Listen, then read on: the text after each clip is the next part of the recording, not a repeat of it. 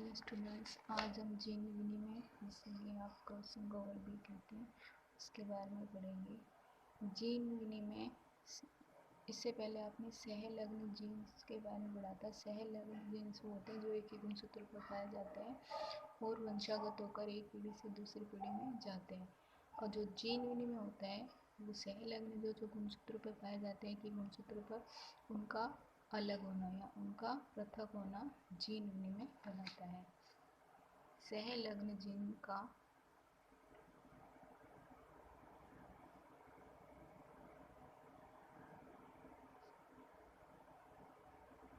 पृथक होना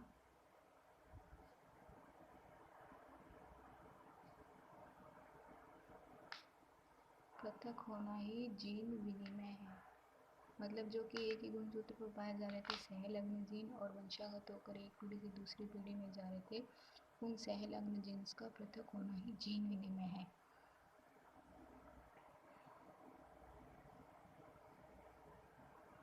इसकी डेफिनेशन क्या हो जाएगी जीन विनिमय की?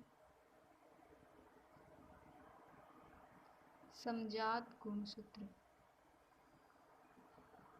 समजात गुणसूत्रों के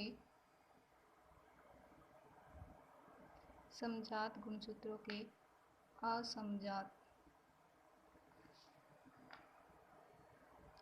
अर्ध गुणसूत्र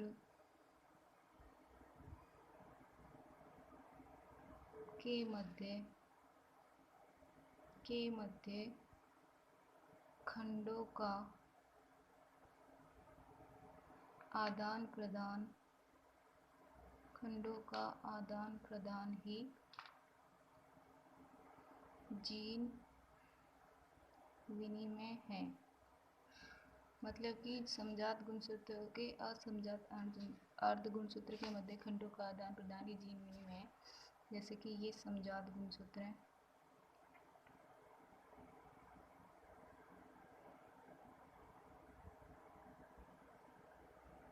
समजात गुणसूत्र है।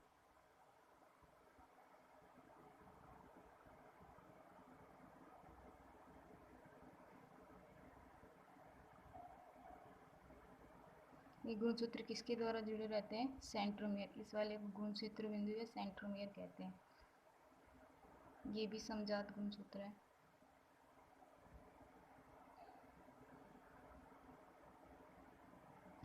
लेकिन जो ये वाले भाग, एक तो एक इसका और एक इसका, ये कैसे हो जाएंगे? असमजात गुणसूत्र।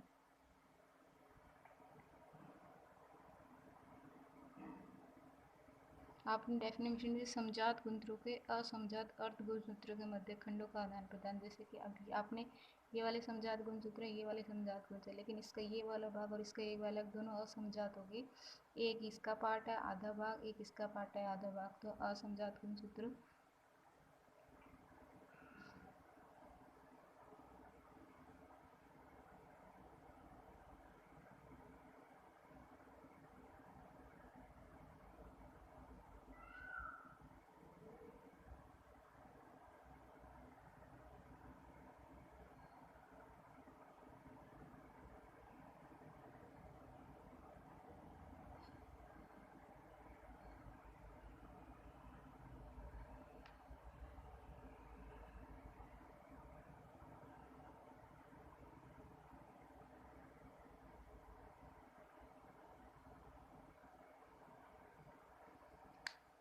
तो ये जिस स्थान पर मिल रहे हैं, मतलब कि इस वाला का ये भाग असमजात और इस वाला का ये भाग, ये जिस स्थान पर मिल रहे हैं, मतलब इन जिस स्थान पर ये बिंदु पर आकर मिल रहे हैं उस बिंदु को बोलेंगे काइज मेटा।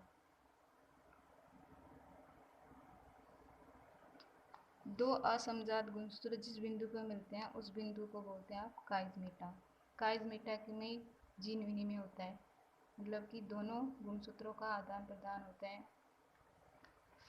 ये तो हो गया ए, ये हो गया बी डायग्राम। जो तीसरा इनका दिखाई देगा लास्ट में आपको आपकी स्टेज वो कुछ इस प्रकार की दिखाई देगी।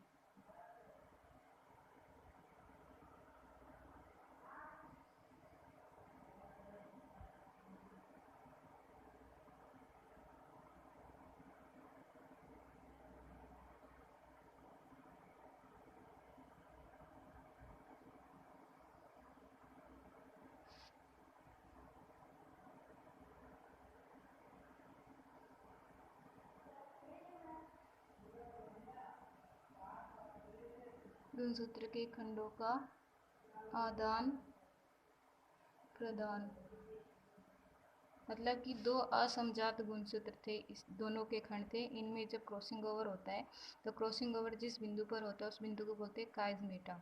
ठीक है, तो तीसरी जो अवस्था बनती है वो कुछ इस प्रकार की बनती है, क्योंकि इसका जो गुणसूत्र थे वो इस वाले गुणसूत्र में चले गए और इस गुणसूत्र के कुछ भाग इस वाले गुणसूत्र में आ गए, तो जीन विनिमय होता है वे होता है जब समजात गुणसूत्रों के दो अर्ध गुणसूत्रों के मध्य खंडों का आदान प्रदान होता है, तो उससे बोलते हैं जीन विनिमय। मतलब इसके कुछ भाग इसमें चले गए, इसका कुछ भाग इसमें आ गया। जो क्रॉसिंग ओवर होता है वो जीन विनिमय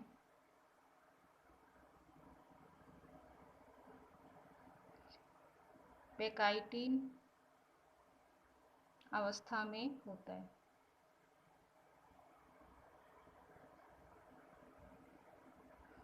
जो कोशिका विभाजन होते हैं दो प्रकार के, समसूत्री अर्धसूत्री। जो अर्धसूत्री विभाजन की फर्स्ट प्रावस्था होती है उसमें जो अर्धसूत्री विभाजन फर्स्ट की जो प्रोफेज फर्स्ट प्रावस्था प्रोफेज फर्स्ट प्रावस्था की पैकाइटिन प्रावस्था में दिखाई देता है। पैकाइटिन प्रावस्था में जीन विनिमय होता है, लेकिन वो जीन विनिमय इस अवस्था में आता है कि हमें ठीक ढंग से दिखाई नहीं देता, क्योंकि गुणसूत्र आपस में जीन विनिमय करते हैं कि उनको ध्यान से अपन देख नहीं पाते। लेकिन जो साफ साफ काइज मेटा बिंदु हमें दिखाई देते हैं वो कौन सी प्रावस्था में दिखाई देते हैं? डिप्लोटीन प्रावस्था में। मतलब जीन विनिमय तो पैकाइटिन प्रावस्था में होता है, लेकिन जो हमें दिखाई देता है बिल्कुल साफ जीन विनिमय हो रहा है गुणसूत्रों में, वो डिप्लोटीन प्रावस्था में दिखाई देते हैं। जो काइज मेटा के बिंदु होते हैं, काइज मेटा बिंदु कौन से होते हैं? जहाँ गुणसूत्रों का आदान प्रदान होता है। काइज मेटा के बिंदुओं पर क्रॉसिंग ओवर होता है, और क्रॉसिंग ओवर जीन विनिमय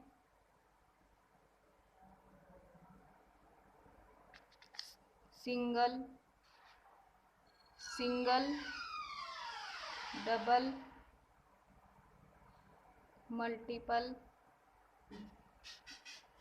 प्रकार के हो सकते हैं।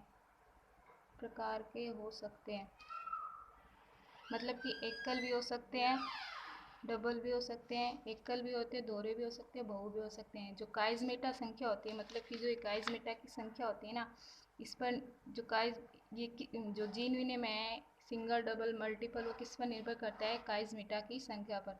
और ये काइज मेटा की संख्या किस पर, मतलब जितना गुणसूत्र लंबा होगा उतने ही काइज मेटा बिंदु बनेंगे, तो उसके हिसाब से जीन विनिमय के प्रकार होते हैं। ठीक है, आज आपने जीन विनिमय पढ़ा है। जीन विनिमय वो होता है जो गुणसूत्रों का आदान प्रदान होता है, मतलब जो सहलग्न जीन्स होते हैं उनका पृथक होना है जीन विनिमय होता है। सहलग्न जीन वो जीन्स वे होते हैं जो एक ही गुणसूत्र पर पाए जाते हैं और वंशागत होकर एक पीढ़ी से दूसरी पीढ़ी में जाते हैं। तो जीन विनिमय की क्या डेफिनेशन हो जाएगी? समजात गुणसूत्रों के अर्ध गुणसूत्र के मध्य खंडों का आदान प्रदान। मतलब कि जो समजात गुणसूत्र है उसके दो असमजात खंडों के मध्य खंडों का आदान प्रदान, और जिन स्थान पर उन खंडों का आदान प्रदान होता है उन स्थानों को काइज मेटा कहते हैं। और ये गुणसूत्र किससे जुड़े रहते हैं? सेंट्रोमियर या गुणसूत्र बिंदु पर ये आपस में जुड़े हुए रहते हैं। इसके कुछ भाग इस वाले गुणसूत्र में आ गए और इसके कुछ भाग इस वाले गुणसूत्र में चले जाते हैं, मतलब खंडों का आदान प्रदान हो गया आपस में। जो जीन विनिमय है वो कौन सी प्रावस्था में होता है? अर्धसूत्री विभाजन की पैकाइटिन प्रावस्था में होता है, लेकिन हमें बिल्कुल साफ किस अवस्था में दिखता है? डिप्लोटीन प्रावस्था में दिखाई देता है। जीन विनिमय तीन प्रकार के हो सकते हैं, सिंगल डबल मल्टीपल, मतलब एकल दोहरे और बहु। वो जीन विनिमय किस पर निर्भर करेगा, मतलब ये किस पर निर्भर करेंगे? काइज मेटा की संख्या पर। मतलब काइज मेटा जो जिस स्थान पर गुणसूत्र आकर जुड़ रहे हैं, मतलब एक क्रॉसिंग ओवर हो रहा है, उस पर निर्भर करता है। और ये काइज मेटा की संख्या किस पर निर्भर करेगी? गुणसूत्र की लंबाई पर। जितनी बड़ी गुणसूत्र की लंबाई होगी उतने ही बिंदुओं पर काइज मेटा बनेंगे। जितना ज़्यादा गुणसूत्र लंबा होगा काइज मेटा की संख्या भी उतनी ही ज़्यादा बनेगी।